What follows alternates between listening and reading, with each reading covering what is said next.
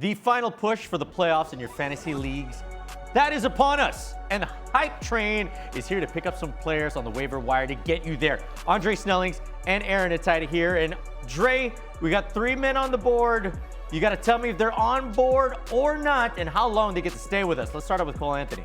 Cole Anthony just made the train. Okay. He's on board, but only for about a stop because he's playing well in place of Jalen Suggs, who's out injured.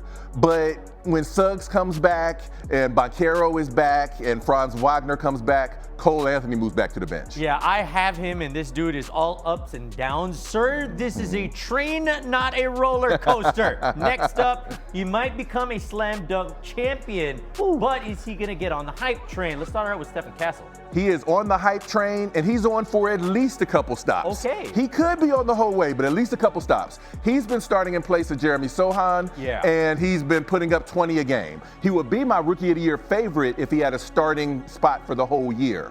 We don't know that he will. Presumably, he'll go back to the bench.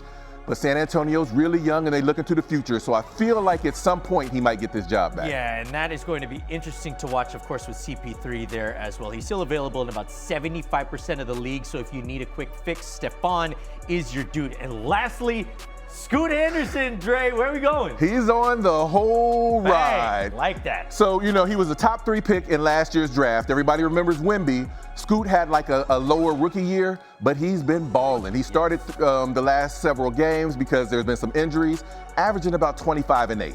Yeah. The Trailblazers are just starting over. I cannot believe they're going to push him back to the bench. Look, I love a feel-good story on my team. Give me any other reason to cheer for Scoot because I am ready to turn those doubters into counted-me-outers.